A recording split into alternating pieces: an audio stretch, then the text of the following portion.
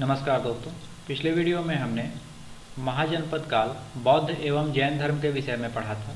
आज का हमारा विषय है मौर्य काल। आइए शुरू करते हैं आज का हमारा टॉपिक। छत्तीसगढ़ के संदर्भ में मौर्य काल पढ़ने से पहले हम समझते हैं मौर्य काल अस्तित्व में कैसे आया। इसके लिए देखते हैं थोड़ा भारत का इतिहास। मगध महाजनपद। मगध जो है वो प्राचीन भारत में जो 16 महाजनपद थे उनमें से एक था। यह बुद्ध काल तथा इसके बाद परवर्ती काल में उत्तरी भारत का सबसे शक्तिशाली और समृद्ध जनपद था। इस समय यह आधुनिक पटना और गया का क्षेत्र हुआ करता था। अगर भारत के मैप से समझें तो ये वर्तमान बिहार राज्य, ये गया और ये पटना, तो लगभग ये क्षेत्र थे मगध महाजनपद के। इसकी राजधानी गिरिब्रज थी जो बाद में राजगृह बनी। अगर हम मगध के प्रमुख राजवंशों की बात करें तो उनमें से पहले नंबर पर था हर्यक वंश। हर्यक वंश का संस्थापक था बिंबिसार। इस बिंबिसार का एक पुत्र हुआ अजातशत्रु, जिसने अपने ही पिता बिंबिसार की हत्या करके खुद शासक बना। अजातशत्रु का पुत्र हुआ उदयन। इसने भी अपने पिता अजातशत्रु की हत्या की और शासक बना। इसने पाटलिपुत्र नगर की स्थापना की और राजधानी पाटलिपुत्र को बसाया। उदयन का पुत्र था नागदशक। नागदशक का एक मंत्री था शिशुनाग। इस शिशुनाग ने नागदशक को गद्दी से हटाकर शिशुनाग वंश की स्थापना की। तो इस प्रकार शिशुनाग वंश की स्थापना हुई। इसका संस्थापक शिशुनाग हुआ। इसने अपनी राजधानी वैशाली को बनाई।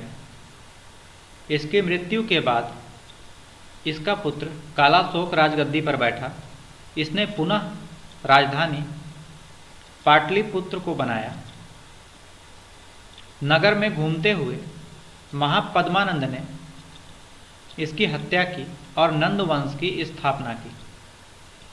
इस प्रकार इस नंद वंश का संस्थापक महापद्मानंद हुआ।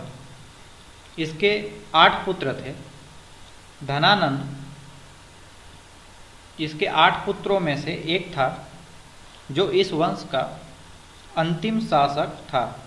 ये जो धनानंद था ये सिकंदर के समकालीन था। इस धनानंद ने अपनी प्रजा पर बहुत अत्याचार किए, कर बढ़ाया।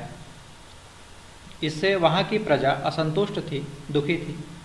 जब इसका विरोध चाणक्य ने किया तो इस धनानंद ने आचार्य चाणक्य का अपमान किया। सन 322 ईस्वी पूर्व चंद्रगुप्त मौर्य ने चाणक्य की सहायता से धनानंद की हत्या की और मौर्य वंश की नींव रखी। तो इस प्रकार मौर्य वंश की स्थापना हुई। इस मौर्य साम्राज्य का कार्यकाल 322 ईस्वी पूर्व से 185 ईस्वी पूर्व तक था। इस वंश का पहला शासक चंद्रगुप्त मौर्य हुआ।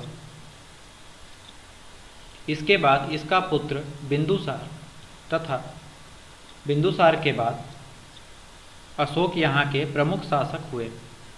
बृहदत्त इस वंश का अंतिम शासक था। इस मौर्य काल का भारत के इतिहास में एक महत्वपूर्ण स्थान रहा है। चंद्रगुप्त मौर्य बहुत साहसी था। यह साम्राज्य निर्माता तथा कुशल प्रशासक भी था। इसने भी साम्राज्य विस्तारवाद की नीति का पालन किया और भारत के अधिकांश क्षेत्रों पर अपना साम्राज्य स्थापित किया। किंतु महाकौशल में उसके शासन का कोई स्पष्ट प्रमाण अभी तक प्राप्त नहीं हुआ है। मगध के नंद वंश के शासकों ने गंगा घाटी तथा पूर्वी क्षेत्र के निवासियों अर्थात कोसल, पांचाल और सूरसेनों पर शासन किया था। इसलिए ऐसा माना जाता है कि आधुनिक जिलों के कुछ क्षेत्र इनमें शामिल होंगे। इन जिलों में कोसल प्रदेश के अन्य भागों के तरह ही नंद वंश के शासकों का शासन रहा होगा। दक्षिण कोसल का क्षेत्र संभव ही नंद और मौर्य साम्राज्य का अभिन्न अंग होगा। इसकी पुष्टि चीनी यात्री ह्वेनसांग की यात्रा विवरण से प्राप्त होता है। इनकी रचना का नाम है सियुकी। इनके अनुसार सम्राट अशोक ने यहाँ बौद्ध स्तूप का निर्माण कराया था। अशोक बिंदुसार का पुत्र था। कलिंग पहले से मौर्य साम्राज्य का हिस्सा नहीं था। इसे अशोक ने युद्ध में जीतकर मौर्य साम्राज्य का हिस्सा बनाया। अशोक के अभिलेखों के अनुसार उसके साम्राज्य में कलिंग और जबलपुर होने की जानकारी मिलती है, जिससे यह अनुमान लगाया जा सकता है कि यह भाग अर्थात छत्तीसगढ़ भी उसके साम्राज्य के अंतर्गत रहा होगा। ये जबलपुर का हिस्सा मध्य प्रदेश और ये कलिंग उड़ीसा, ये बीच का क्षेत्र हमारा छत्तीसगढ़ है। इसी से यह अनुमान लगाया जाता है कि यह छत्तीसगढ़ का क्षेत्र भी मौर्य साम्राज्य के अंतर्गत रहा होगा।